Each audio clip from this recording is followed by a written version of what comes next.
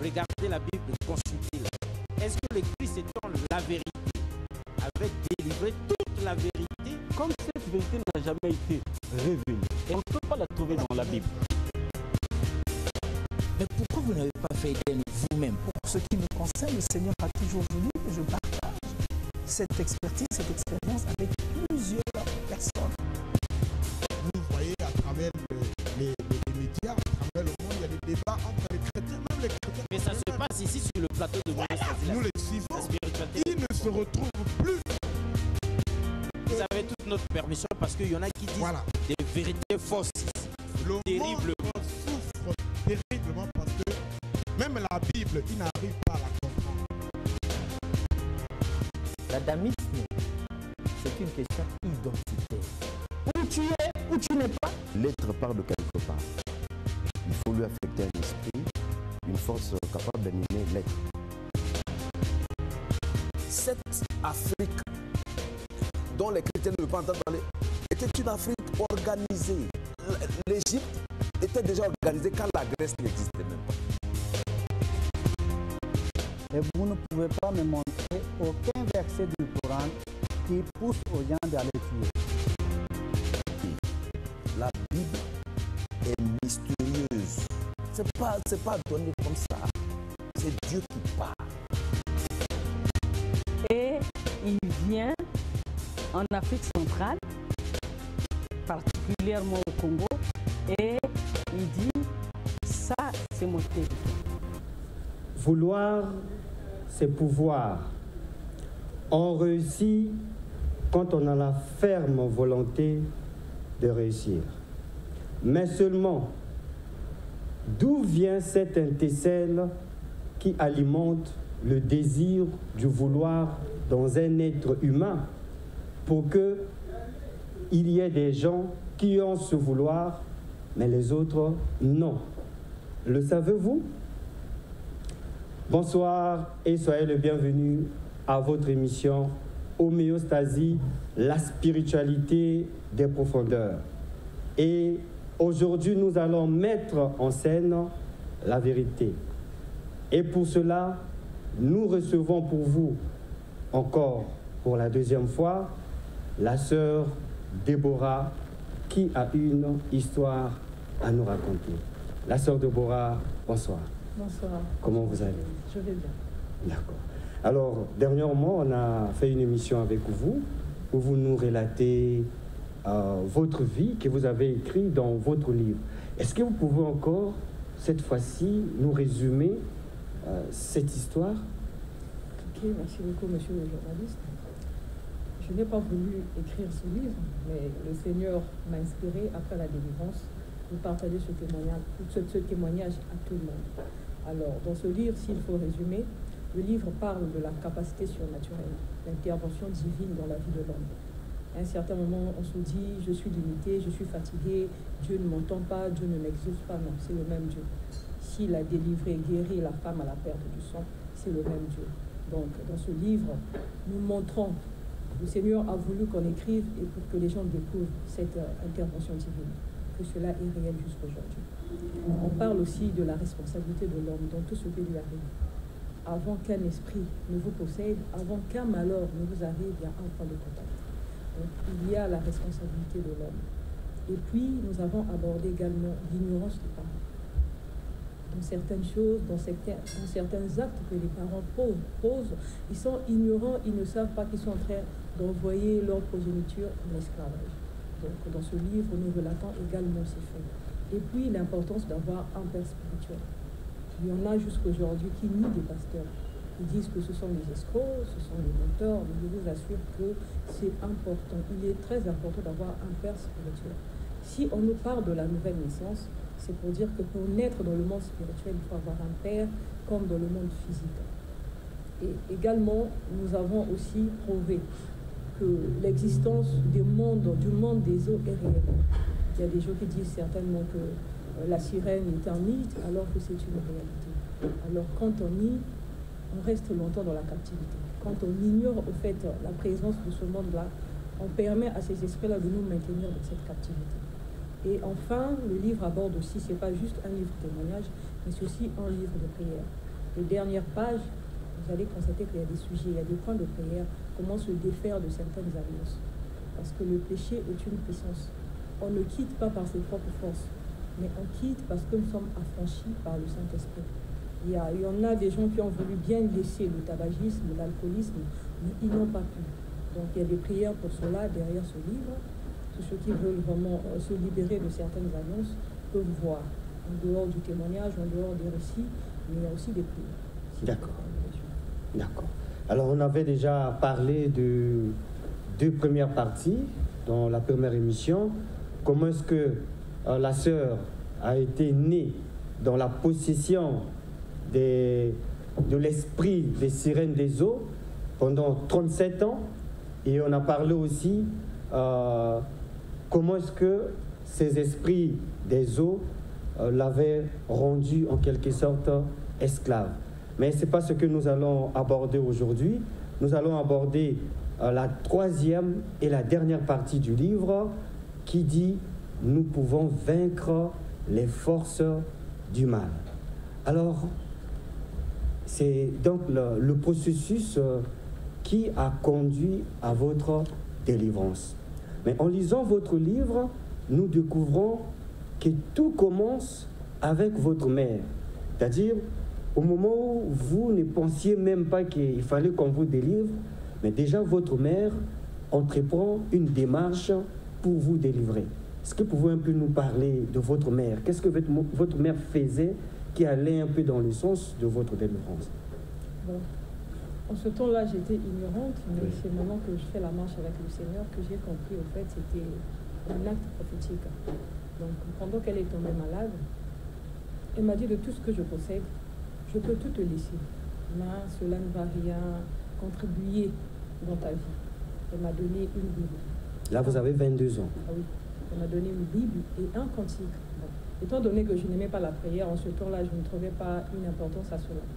Je me disais, elle me laisse la Bible, elle me laisse un cantique de chant, qu'est-ce que je vais faire avec? Mais aujourd'hui, j'ai compris, c'était comme une consécration. Quand elle a fait cela, elle a annulé au fait la première consécration qu'elle a eu à faire dans ma vie. Parce que quand elle m'a donné cette Bible, elle a fait des déclarations pour me dire que si tu suis le chemin de cette Bible, tu seras une grande dame. Et aujourd'hui, toutes ces paroles me reviennent. J'ai compris que c'était comme une programmation en fait. Elle avait fait une nouvelle programmation. Vous vivez en quelque sorte ses promesses, ses souhaits. Oui, c'est ce que je vis actuellement. D'accord. Mais à part le fait qu'il vous avait mis sur la piste du Seigneur, à part la Bible, elle a entrepris aussi d'autres démarches. Vous conduisant dans les églises, chez les bergers. En fait, pour elle, c'était déjà un moyen de chercher votre délivrance. Bon, certainement dans l'ignorance, en ce temps-là, elle se disait, bon, les bergers, les bergères, c'était vraiment des gens que maman fréquentait. Et c'est le chemin que maman m'a montré. Bien qu'elle était protestante, mais elle fréquentait beaucoup les groupes de prière. Et j'ai grandi dans cette culture. Donc en dehors de l'église, je partais plus chez les bergers, les bergères, là où maman m'a mis. En fait, c'est elle qui a installé cela en vous. C'est maman qui m'a installé, qui m'a montré cette tradition. En fait. D'accord. Alors, je vais prendre une question peut-être un peu surprise, mais c'est toujours votre mère qui, n'étant pas en mesure de concevoir un enfant, il va consulter une bergère, quelqu'un qui avait ce pouvoir-là de lui donner un enfant. Et dès qu'il vous a accouché, c'est comme si, on dirait, il veut combattre maintenant la source qu'ils lui ont donnée de l'enfant en cherchant à te cacher parce qu'il savait que... Est-ce que c'est un peu dans ce sens-là, sa démarche? Parce qu'il commence très tôt. Bon, mais ce qui est sûr, il y a une réalité quand vous consultez ces gens-là. Tu vas, tu demandes. C'est des gens qui travaillent sous l'ombre avec les esprits des autres. Donc, certainement, parce qu'elle m'a dit, elle m'a relaté dès ta naissance, tu as fait des fortes fièvres jusqu'à l'âge de 6 ans. Je n'étais pas sûre que tu allais vivre. Certainement, quand elle est repartie, il y a eu un non-dit où la dame lui a dit autre chose qu'elle ne pouvait pas me dire. Donc, une mère qui élève son enfant, sait dans quelles circonstances elle a conçu cet enfant, doit avoir des secrets ou devrait avoir des secrets qu'elle ne pouvait pas me dire. Peut-être en ce temps-là, elle me disait que j'étais encore immature certainement, que je ne pouvais pas supporter certaines choses. Mais je pense qu'elle m'a plus tiré tirer vraiment dans la vie chrétienne. Tirer vraiment. Elle se disait, m'emmener chez les bergères, c'était une sorte de protection. D'accord. Alors, on a soulevé ce point tout simplement pour parler de la responsabilité des parents. Donc, parfois, les problèmes que notre progéniture subit, ça vient de nos décisions.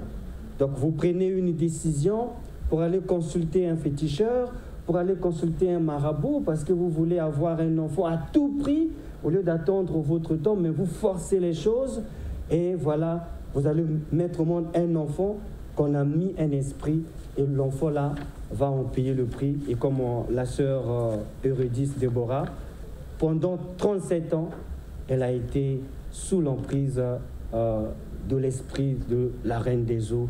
Donc, les parents, c'est aussi votre responsabilité. Ne causez pas du tort à votre progéniture.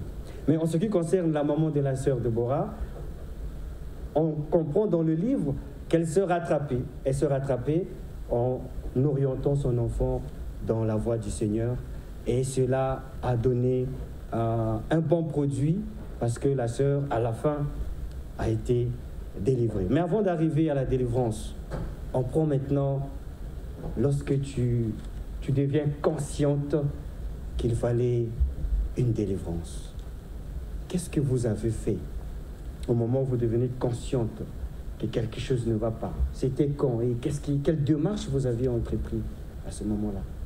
Bon, mais j'ai cherché le même Dieu que maman m'a montré, le même parcours que j'ai eu à faire avec elle, donc consulter les bergers, les bergères, les prêtres, parce que je voulais me défaire vraiment de cette nature. Je voulais me défaire, mener une vie normale parce que je sentais ou je savais, j'étais consciente que quelque chose ne marchait pas au-dedans de moi. Je pouvais vivre les mêmes choses au même moment, donc, alors que les années diffèrent. Donc vous avez l'impression de vivre une journée que tu as eu à connaître en 2020. Et en 2021, tu vis les mêmes choses. Donc si c'était négatif, tu vis aussi la négativité. Donc, il y avait quelques points d'oppression, la possession aussi, il faut dire. Bon, je me disais, non, je ne peux pas vivre les mêmes choses. Mais quel événement avait introduit ce vouloir en vous? Parce qu'il y a des gens qui sont possédés, dans lesquels il se passe des choses dans leur vie, mais vous ne voyez aucun vouloir de chercher la délivrance. Mais qu'est-ce qui a mis ce vouloir? Qu'est-ce qui a allumé ce vouloir de chercher la délivrance dans votre cœur? Il y a aussi un temps marqué par le Seigneur. Oui. Si vous n'êtes pas attentif que ce temps est arrivé, vous pouvez passer à côté. C'est comme on dit, le panier circule. Nous attendons encore un autre moment. Donc, il y a eu plusieurs événements négatifs qui se sont succédés et ça a vraiment interpellé ma conscience. Je me suis dit, si je ne cherche pas Dieu, ça ne marche pas. J'ai constaté que beaucoup de portes ont été fermées. La santé des enfants, donc je n'avais pas de paix, de stabilité dans tous les domaines à un certain moment. C'est vrai, avant je pouvais vivre certaines choses, mais là, je sentais que ça s'empirait. Ça s'empirait, donc vraiment ça s'empirait. Je constatais vraiment que la mort dans tous les domaines. Je me suis dit, il faut que je cherche vraiment le Seigneur. Je ne prie pas encore. D'accord. Alors vous avez vu d'où peut venir le vouloir. Donc, la sœur nous dit, c'est une question de temps. Et ce temps-là, chez elle, a été caractérisé par certains événements de la vie. La crise, les maladies, certainement sur les enfants. Et elle s'est mise à réfléchir. Et un proverbe qui dit, pendant le malheur, réfléchis. Donc il faut réfléchir. Lorsqu'il y a un événement survient dans votre vie, prends le temps de réfléchir. C'est peut-être le temps de ta délivrance. C'est peut-être le temps de ton élévation. Donc c'est ce que la sœur a fait et elle est parvenue à sa délivrance. Mais revenons au moment où vous prenez conscience.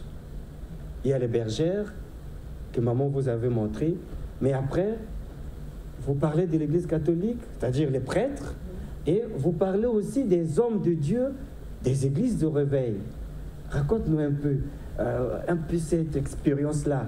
Est-ce que ces bergères, ces églises de réveil, ces prêtres, qu'est-ce qu'ils vous ont donné? Puisque dans le livre, ce n'est pas eux qui vous ont délivré. Pourtant, vous les avez consultés.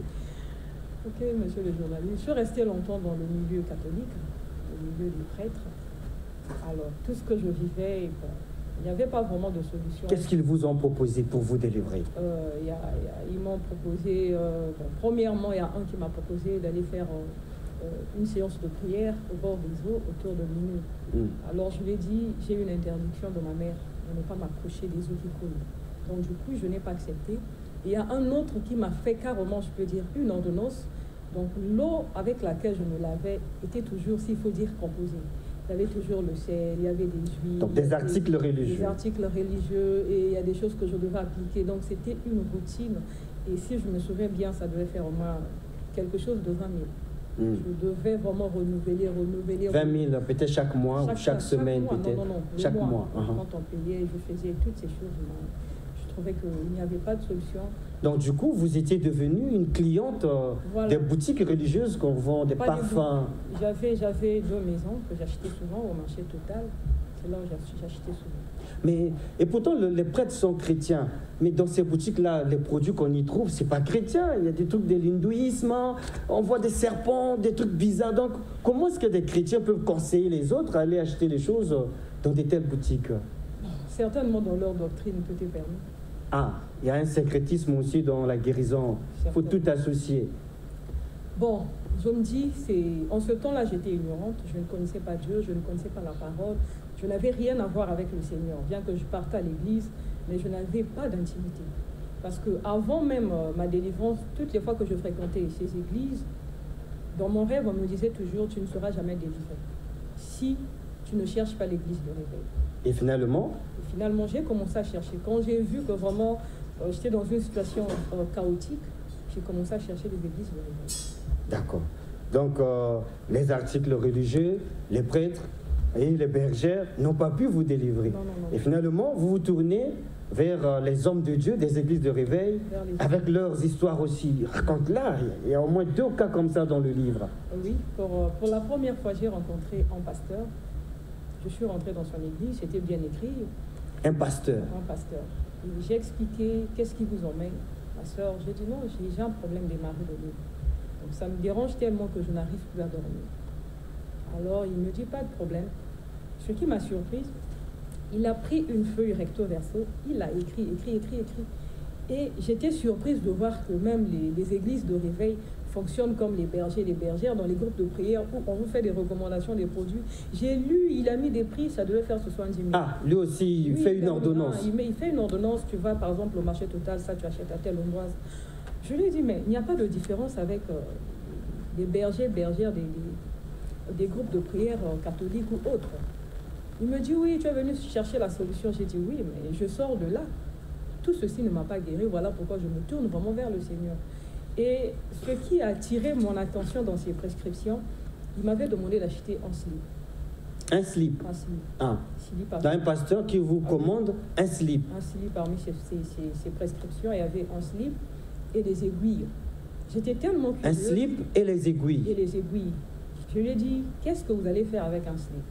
Il me dit, non, tu achètes le slip avec les aiguilles, tu m'emmènes ça, tu laisses. Pendant 3 jours, je fais la prière. Et au 3e jour, non, au 4e jour, tu reviens prendre. Tu vas porter la nuit pour piéger les maris. Ça veut dire qu'il va coller les aiguilles sur le slip? Il va coller les aiguilles sur le slip. Je lui ai dit, mais quand vous allez coller les aiguilles sur le slip, comment je veux porter ce slip-là et comment je veux dormir? Il me dit, non, mais tu es venu chercher la solution. J'ai dit, c'est une première. Si on pouvait piéger un mari de nuit comme ça, on pouvait en entendre parler dans toute la ville, avec autant de groupes de prière qu'on a, autant de pasteurs. Un piège de mari de nuit. Piège de mari. Slip aiguillé. Slip aiguillé. Alors, chers téléspectateurs, vous comprenez que dans nos églises de réveil, il y a à boire et à manger. Il y a peut-être pas le pleurer rire, mais le prier rire. On a introduit le rire dans la prière. Donc, un slip avec des aiguilles pour piéger le mari de nuit. Mais ce n'est pas seulement ça.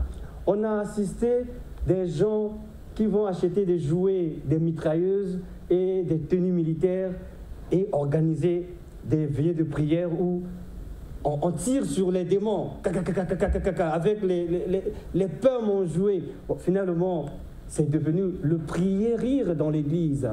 Et d'autres, ils prennent des cailloux pour aller jeter Satan et les démons. Hein, les pierres à Satan. Bon, finalement, on va prier, et là où on prie, c'est comme si il y a la comédie. Bon, la sœur Eurydice, bon, moi j'ai dit la comédie en tant que journaliste. Est-ce que c'est pas ça les actes prophétiques dont vous parlez là?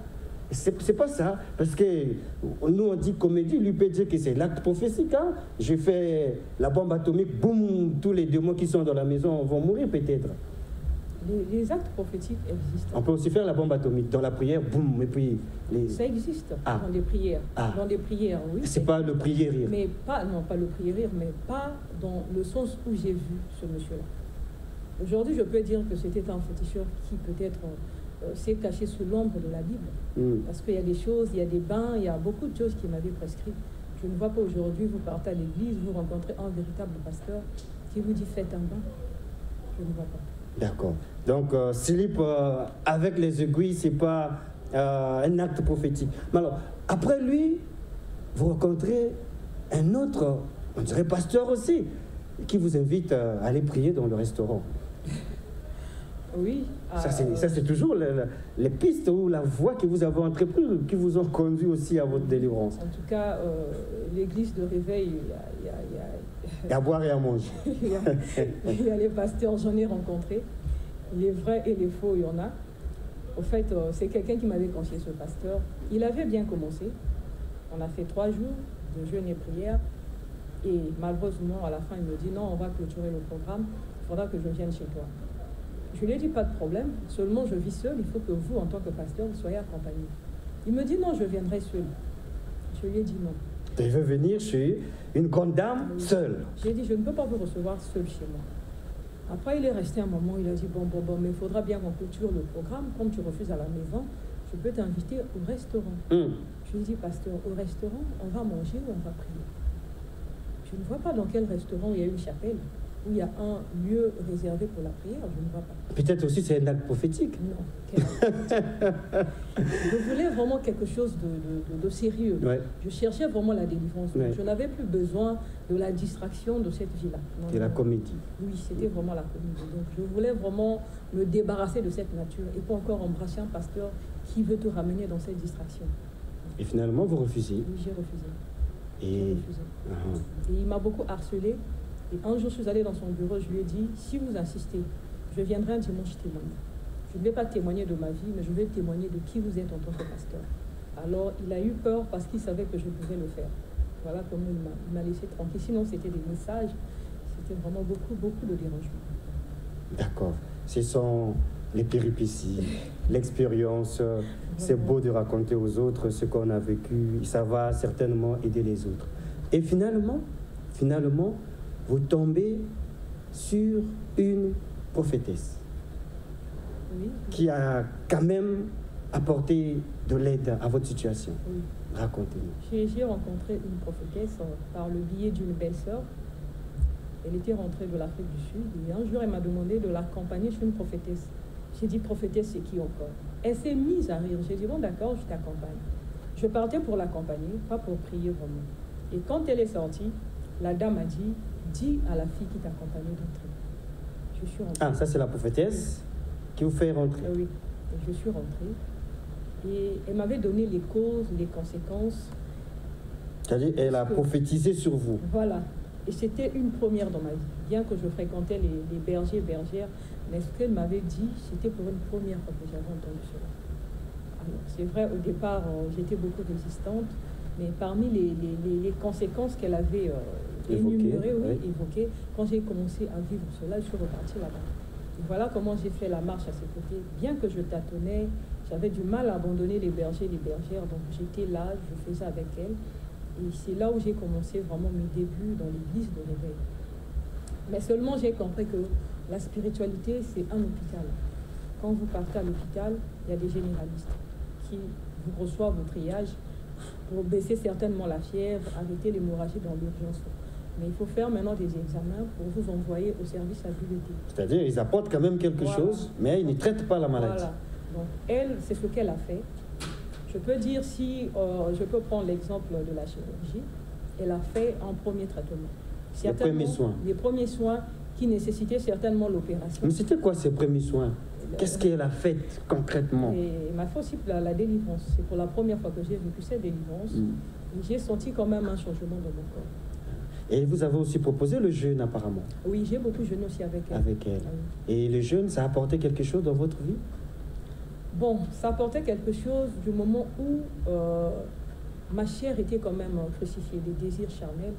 Donc c'est beaucoup de temps de jeûne où elle m'a appris vraiment comment jeûner, comment prier. C'est vraiment elle qui a, je peux dire, marqué mes premiers pas dans le réveil. Et elle a quand même des qualités personnelles qui vous attiraient aussi. Oui. On peut aussi en parler, hein, pourquoi pas? C'était vraiment une mère. Elle était très douce, très attentionnée. C'était une dame qui m'appelait pour aller prier. Si je ne vais pas, je suis absente un dimanche, en tout cas, à la fin du culte, elle doit m'appeler. Pourquoi tu n'étais pas là? Pourquoi? Parce qu'elle me disait toujours, ce que tu vis, moi aussi j'ai vécu cela. Je suis passée par là. Et donc, il faut persévérer pour te défaire de ces esprits-là. Donc, une sorte d'empathie. Voilà. Oui. Donc, elle connaissait ce que je vivais parce qu'elle est passée par là. Donc, du coup, elle m'a fait vraiment... C'était vraiment un suivi. Si je suis absente, elle devait appeler. Qu'est-ce qui ne va pas? Je dois m'inquiéter parce qu'avec ces esprits, il y a des retours, il y a beaucoup de menaces. Donc, c'était vraiment une mère pour moi. D'accord.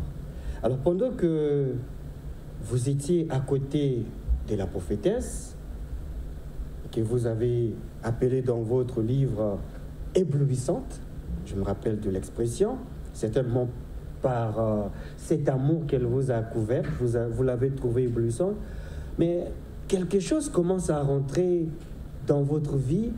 Vous dites, Stéphane, je pense que Stéphane vient à ce moment-là et il commence à vous orienter.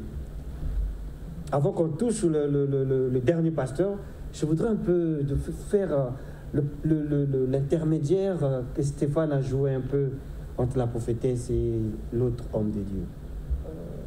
Stéphane, ce n'est pas une personne. En fait, c'est un ange que le Seigneur m'a envoyé pour que je parte de l'autre rive, tel que lui-même avait su le dire. Alors, bien que je faisais la marche avec la prophétesse, je ne pouvais pas vraiment me défaire du péché. C'était difficile pour moi. C'était comme une puissance que je ne pouvais pas vraiment laisser. Alors, il y a eu un temps où vraiment il y a eu l'assouplissement.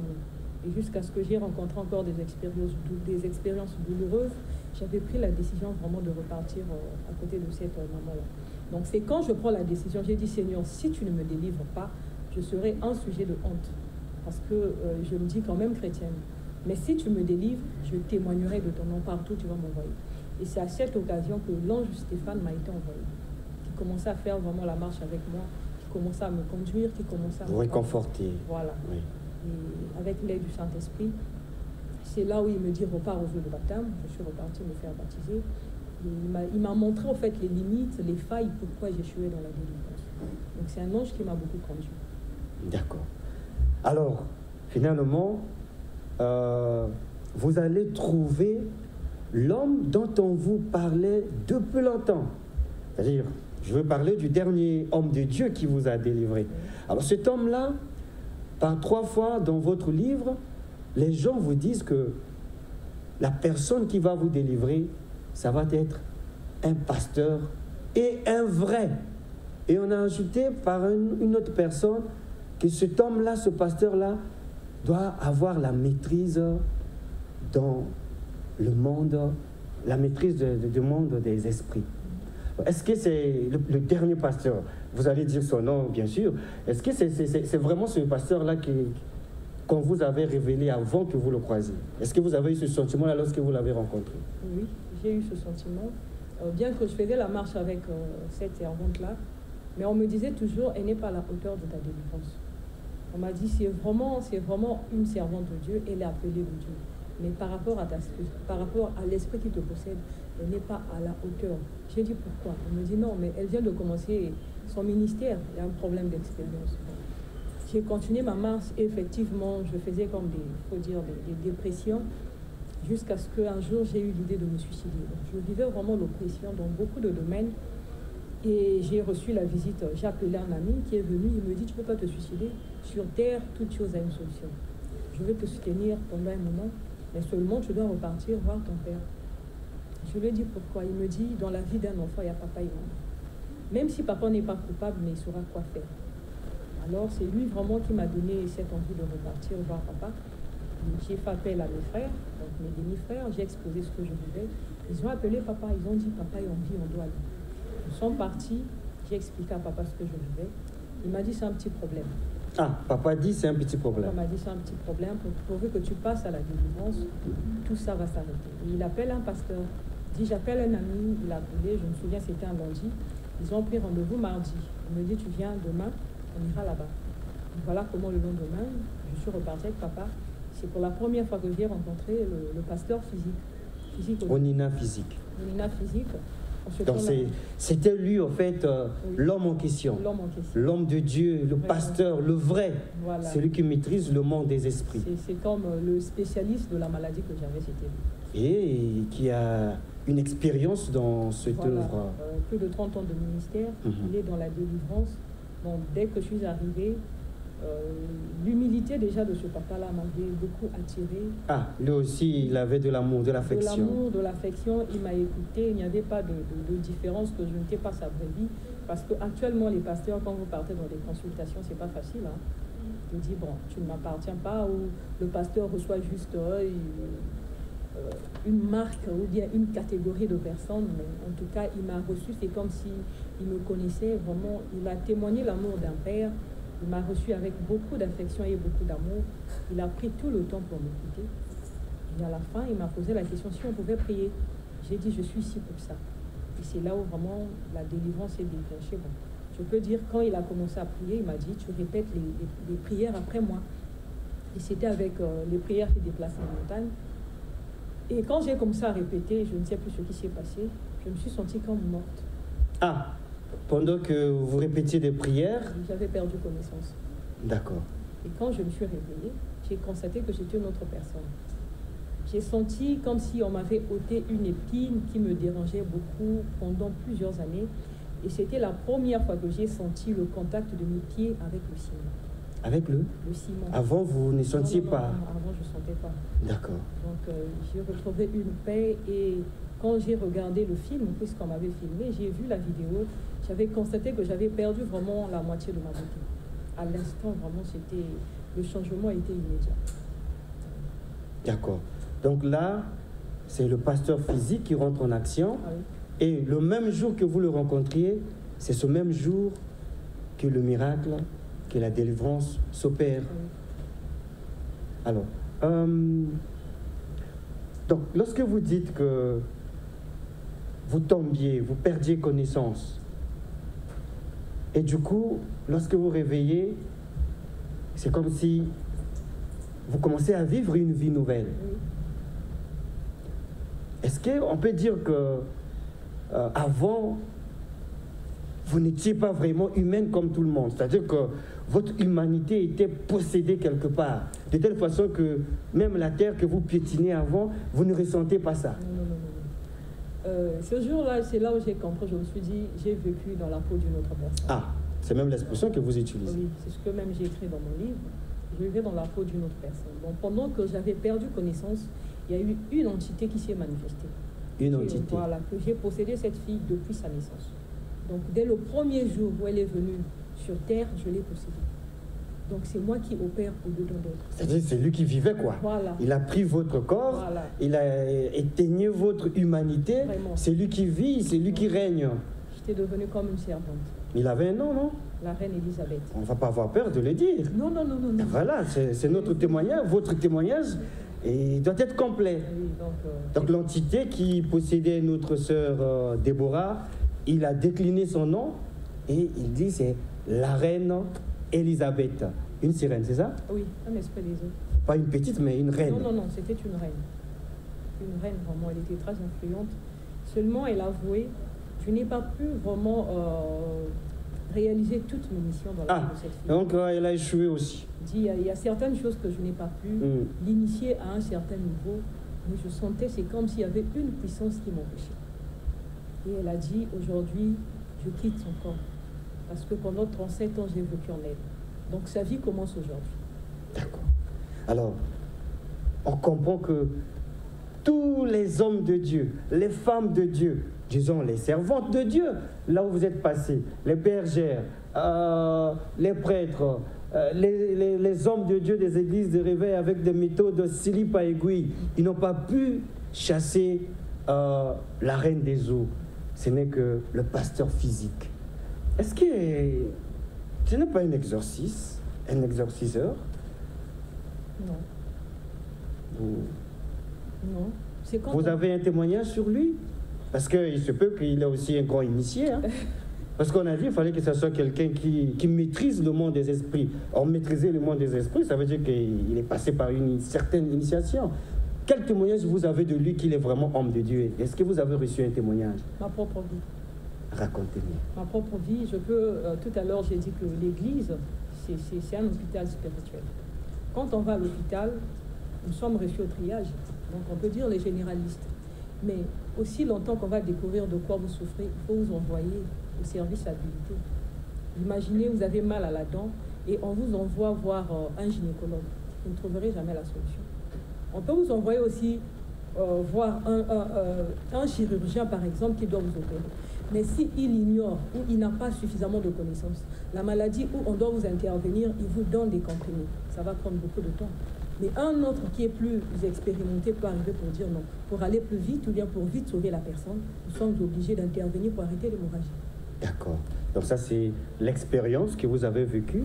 Mais vous n'avez pas fait une prière pour demander Père à Dieu pour vous dire que est-ce que l'homme là, c'est pas un loup dans la peau d'agneau? Vous n'avez pas fait une prière comme ça? J'ai fait cette prière. Et Dieu vous a dit quoi? Quand j'ai reçu mon appel, le Seigneur m'a dit, parce qu'après j'avais fui. Le Seigneur m'a dit, repars vers Papa Physique, c'est ton Père spirituel.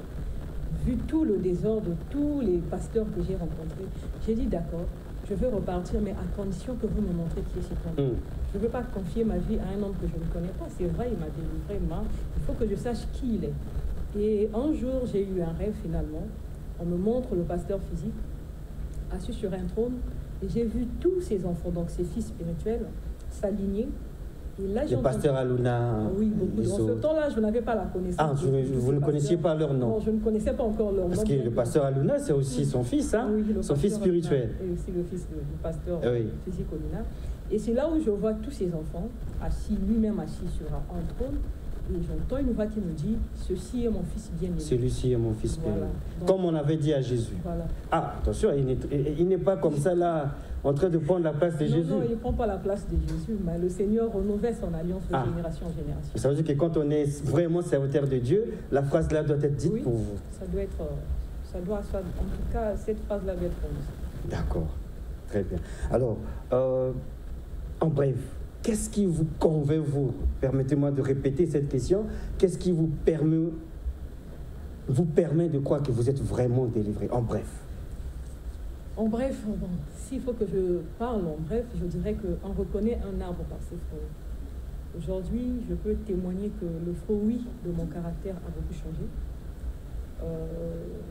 Par ma personnalité, surtout l'apparence extérieure, qui je suis devenue.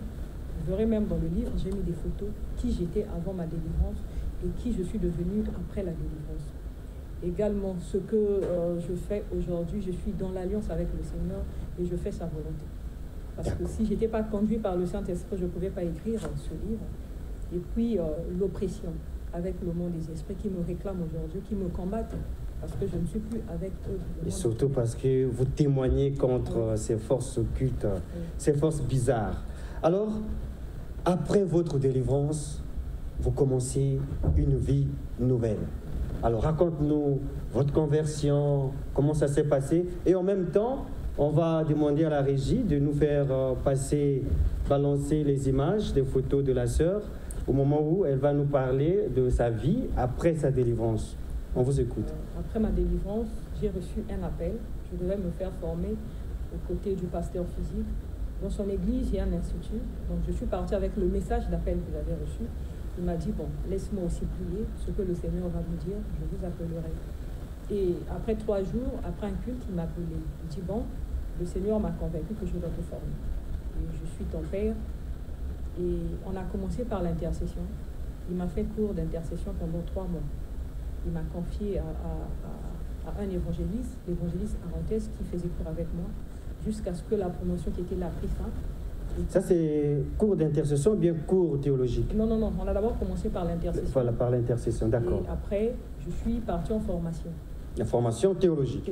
C'est les images qu'on vous voit avec la collation. La collation. Oui. Voilà, si on peut nous balancer ces images, là où la sœur est habillée comme un diplômé. Et là, on va aussi montrer à nos téléspectateurs que la sœur n'est pas restée seulement délivrée, elle a suivi les étapes, sa formation, là où Dieu lui a formé, voilà. Vous pouvez commenter, voilà vos images. Oui, ça c'est le jour de la collation. Donc j'ai suivi une formation dans l'Institut de Papa Physique, l'Institut biblique. Le nom c'est le manteau. Le manteau d'Élie. Donc j'ai été formée, ça c'est le jour de la collation. C'était une cérémonie, papa était là. Donc là ce sont les collègues de la promotion. Et après la collation, donc après la formation, j'ai été consacrée au ministère. Ah, il y a une photo là où on est en train de prier sur vous, donc, la consécration. Oui. Allez-y. Après la formation, je ne suis pas restée dans les bancs. Je ne suis pas restée sur les bancs. Ça, c'est votre diplôme, hein? Oui, ça, c'est mon diplôme. D'accord. Le diplôme qui, voilà, ça, c'est le jour de la consécration au ministère de témoignage. Ce que je fais, j'ai été consacrée, j'ai été présentée devant le monde, donc les anges visibles et les anges invisibles. On vous a oint d'huile. Oui, on m'a oint d'huile de ce que je fais. J'ai reçu un mandat. Il m'a dit, va et délivre les autres tels qu'on t'a délivré. Donc quand je témoigne comme ça, j'ai reçu une couverture spirituelle. Ce n'est pas vague, Dieu m'a dit, Dieu m'a appelé, mais vous avez suivi la formation, vous avez été consacré, un peu comme l'a été Aaron et ses fils. Oui, j'ai été consacré pour ce ministère. Et après, on m'a envoyé dans l'œuvre, dans le champ, je témoigne. Je dis ce que le Seigneur a fait dans ma vie. J'exhorte aussi les autres. Vous témoignez seulement à Brazzaville? Non, non, non. Je suis déjà là ici, à Pointe-Noire. D'accord.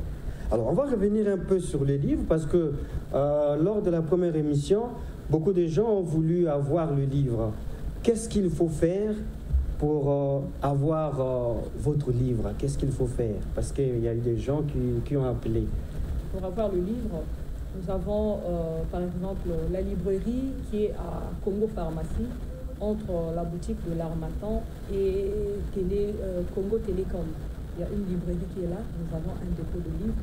On peut trouver tous les livres de la Maison de l'Éternel, y compris les livres de Papa Physique. Donc, mon livre actuellement est disponible dans cette librairie. Et puis dans notre église à Massénie. Comment faire pour arriver là-bas? Ou peut-être quelqu'un peut appeler, il n'y a pas un numéro? Si, il y a un numéro, il y a le 06, le 904 51 07. D'accord. Mais il y a eu aussi des gens de l'étranger, hein, je pense que c'était en France. Des gens de France ont appelé. Comment eux ils vont faire pour avoir votre livre? Bon, nous avons un numéro WhatsApp, c'est le même numéro, le plus 242 06 904 51 07. S'ils appellent, ils sauront comment recevoir leur livre. D'accord. Alors, si je vous donne une minute, qu'est-ce que vous allez dire en bref sur toute votre histoire?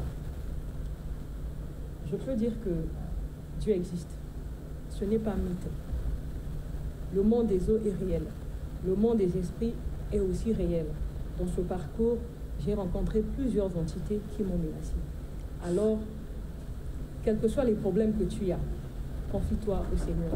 Parce qu'on ne peut pas résoudre un problème spirituel sur le plan physique. Il faut aller vraiment retrouver sa vraie bergerie également. Je me suis promenée entre les mains de plusieurs pasteurs. Mais aussi longtemps, je n'avais pas retrouvé ma vraie bergerie. Le Seigneur ne m'a pas délivré. Parce qu'il savait ma bergerie, c'était auprès de pasteurs physiques. Il devait m'encadrer et après, je devais le servir sur ce point. Donc, certainement, il y a des sœurs aujourd'hui qui pleurent, qui n'ont pas la force de quitter certaines choses, se confier vraiment à Dieu et puis désirer surtout la délivrance. Très bien. Vous venez là de suivre le récit du témoignage de la sœur Massa Héroudis Déborah, qui nous a raconté son témoignage. Et en conclusion, nous retenons tous un seul mot ou une seule phrase. Confions-nous à Dieu, confions-nous à Yahweh et il a un temps fixé pour nous délivrer. Bonsoir et à samedi prochain. Regardez la Bible et consultez-la. Est-ce que le Christ étant la vérité avait délivré toute la vérité? Comme cette vérité n'a jamais été révélée, et on ne peut pas la trouver dans la Bible. Mais pourquoi vous n'avez pas fait Éden vous-même? Pour ce qui me concerne, le Seigneur a toujours voulu que je partage cette expertise, cette expérience avec plusieurs personnes. Vous voyez à travers les médias, à travers le monde, il y a des débats entre les chrétiens, même les chrétiens. Mais ça se passe ici sur le plateau de Maurice Fazila. Nous les suivons. La spiritualité. Ils ne se retrouvent plus. Vous avez toute notre permission parce qu'il y en a qui disent des vérités fausses ici. Le Terriblement. monde souffre terriblement parce que même la Bible, ils n'arrivent pas à la comprendre. L'adamisme, c'est une question identitaire. Où tu es, où tu n'es pas. L'être part de quelque part. Il faut lui affecter un esprit, une force capable d'animer l'être. Cette Afrique dont les chrétiens ne veulent pas entendre parler était une Afrique organisée. L'Égypte était déjà organisée quand la Grèce n'existait même pas. Et vous ne pouvez pas me montrer aucun verset du Coran qui pousse aux gens d'aller tuer.